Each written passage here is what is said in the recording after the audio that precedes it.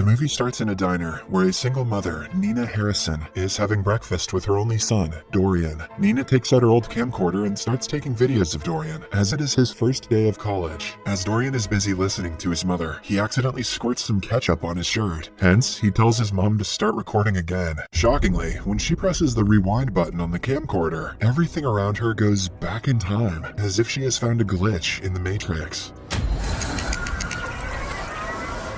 The incident leaves Nina speechless, and she starts breathing heavily. But just as the previous incidents are about to repeat themselves, she quickly stops her son from squirting the ketchup again. She then asks him about the stain on his shirt, but as expected, Dorian doesn't remember it, and simply acts confused. As a result, Nina also assumes that she just experienced deja vu, and the two continue with their day. Next, the two hit the road and proceed towards Dorian's new school. As Dorian is driving, he takes out the camcorder and starts recording. In the heat of the moment, he also crosses the speed limit. Unfortunately, their fun moment comes to an end when a police car begins pursuing them. Nina asks her son to pull over, and so he does. At first, the officer, Lasky, taunts them for being black, and then inquires if they have any guns with them. Dorian, who is clearly agitated by the racist remarks, tries to speak back, but his mother calms him down. However, the officer keeps provoking them. Just then, he notices the camcorder still in recording mode, and angrily asks Nina to turn it off. Dorian tells him that they have the right to record, but Lasky forcefully tries to grab it. During the tussle, Nina presses the rewind button accidentally, and as soon as she does so, the time rewinds, and the two are taken back to 5 minutes in the past, where the officer hasn't yet approached them. Even this time, Nina feels terribly tired, as if the time jump has drained her of her energy. Seeing her, Dorian gets worried and pulls over at the same location as before. As he tries to comfort his mother, Officer Lasky approaches them again. Although the Harrisons haven't done anything wrong this time, he still manages to bring up an excuse to humiliate them. Lasky mentions that a small part of the car is still touching the road, which is a violation of law when someone pulls over. Hearing this, Dorian gets angry, as his mom is in serious need of help. He confronts the officer, saying that they have bigger things to worry about, but Lasky is adamant on punishing them. When Dorian doesn't back off, Lasky brings out his gun and prepares to shoot. Fortunately, Nina, who is still holding the camera, presses the rewind button again and saves them from the situation. This time, she presses the button long enough to take them back to the diner. It turns out that Lasky has been in the same diner with them since the very first scene, and this is where he starts targeting them over and over again because of his racist nature. Realizing that her son's life is in danger, Nina immediately leaves with him, and this time she takes the wheel. She also takes the long way, hoping that they will finally evade the racist cop. Expectedly, Dorian is left confused by the sudden change in his mother's behavior, but she assures him that everything is fine. The duo then starts bonding over a song, and decides to skip school so that they can spend some time together. Later, they arrive at a motel and plan to eat junk food. On the TV, Nina watches a lottery show and thinks of a plan. At first, she secretly records the numbers being drawn. Then, she comments on how foolish the lottery is. But Dorian feels it's not all completely random. He believes in predestination and the theory that if something should happen, it will happen. Meanwhile, Nina presses the rewind button, but only long enough to go back in time before the lottery numbers are called. She then accurately calls the numbers, leaving her son stunned. She also promises to win the lottery for them. Just when Nina assumes that they have finally averted the danger, a sudden knock on the door stuns her. When Dorian opens the door, her worst fears come true. Officer Lasky has again followed them, and this time he mentions that he got a noise complaint call. Weirdly, he assumes the mom-son duo are a couple and asks them to bring out their identities. And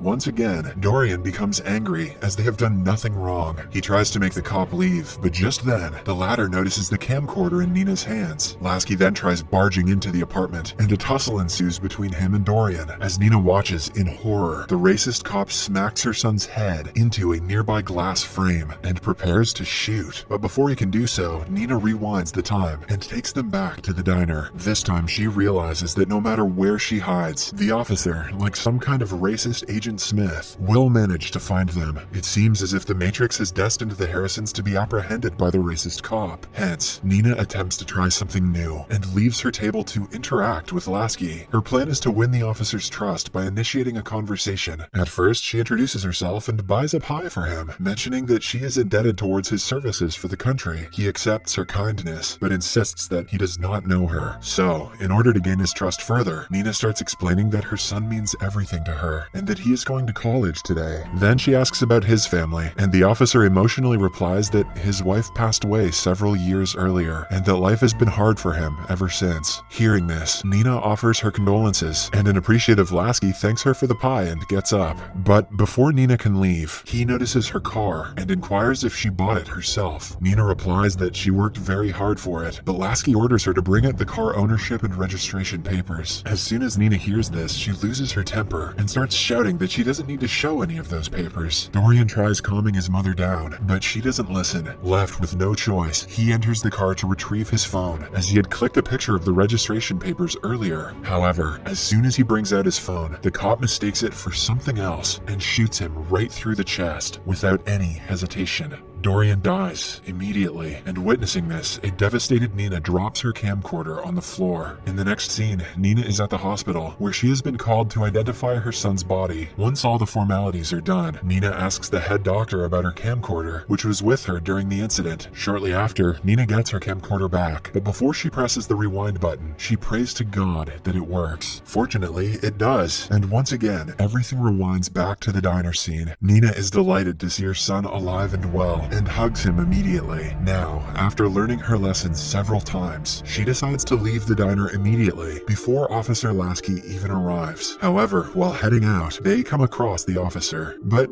he simply opens the door for them. Later, Nina parks near an abandoned house and finally reveals everything to her son. She mentions that the camcorder has supernatural abilities, with the help of which they can rewind back in time. She also talks about the racist officer and how he keeps following them everywhere they go. She then pleads with Dorian to help her find a way to break the loop. Dorian knows that his mother is not lying, so he starts brainstorming ideas. After a bit of thinking, an idea finally strikes his mind, and he suggests they quickly deviate from the path by going to his uncle's house. After a while, they reach a neighborhood, which appears to be the place Nina was raised in. There, she tells Dorian how her older brothers were shot dead by police officers, and how the incident has left her traumatized ever since. Soon, they are greeted by her older brother Neil, who still lives there, but the two appear to be cold towards one another. It turns out that he is still upset that she didn't come to their father's funeral. However, on seeing his sister in bad condition, Neil takes the mom-son duo inside. There, Nina explains everything to her estranged brother and asks for his help to stop Officer Lasky. She tries her best to make him understand that she is not lying, and surprisingly, Neil, being a loyal brother and a strong supporter of movements like Black Lives Matter, instantly believes her. It is then revealed that the camcorder previously belonged to their father before he passed it to Nina. Moreover, Neil reveals that their father always told stories of magic like this. Perhaps even he used the camcorder several times to save them from messy situations. With this knowledge, the brother-sister duo finally reconciles and hugs one another. That night, the three gather around and start making elaborate plans to stop the inevitable. Neil proposes that they take Dorian to college, as it is the only place other people can help them. It turns out that Dorian is admitted to an all-black college, so if Lasky tries harassing them there, the others will revolt. But first, they have to get to the college, which is very risky by road. Hence, Neil plans out a shortcut route for Dorian to make it to the school unnoticed. He uses personal blueprints of the town he has designed over the years. In the next scene, Neil leads them inside an underground tunnel, which he claims was used several decades ago as a mining base. Along the way, Nina and Neil reminisce about their childhood days, and also about their late father. Shortly after, they climb outside of the tunnel, which leads them right to the college. Dorian is elated to see so many students there and can't wait to interact with them. However, as the three continue proceeding towards the entrance, the villain, Officer Lasky, appears out of nowhere. He orders them to stop and inquires about what they were doing inside the tunnel. Scared, Nina tries taking her son away, but the officer takes out his gun and points it at them. Seeing this, Neil puts himself in harm's way and dares the officer to shoot. At the same time, some other police officers arrive at the scene with their guns. Fed up with the injustice and discrimination she has faced from Lasky, Nina steps forward with her camcorder and starts recording the cops. Dorian tells her to press the rewind button and restart everything, but this time she refuses. Instead, she locks the camcorder, and now there is no going back. Seeing her courage, the other students in the college also bring out their cell phones and start recording the incident. At first, Lasky laughs at the idea of being being intimidated by a camcorder. However, with everyone's attention on her, Nina starts speaking. She berates Lasky for abusing his authority and harassing others just because of their skin color. She also calls him out for being a corrupt officer who only cares about himself and not the welfare of other people. Realizing that they are fighting a losing battle, the other cops back off and proceed towards their cars. But Lasky is still adamant on teaching Nina a lesson. He prepares to fire his gun and settle the matter once and for all. But when he glances around and sees all the students with their cameras out, he becomes scared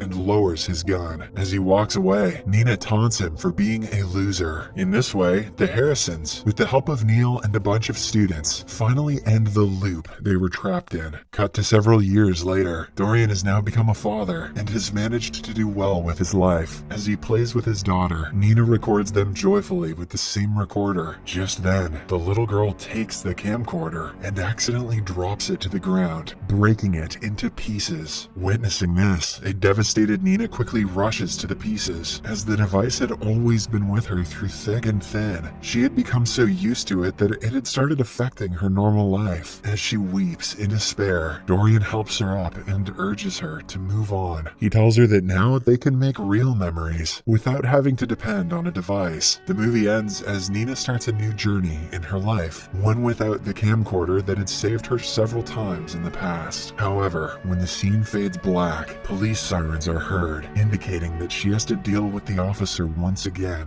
but this time with no rewind option. The moral of the story is that you can't cure racism with pie. Subscribe for more videos like this, turn on notifications, and leave a like to help the channel out. Thank you for watching.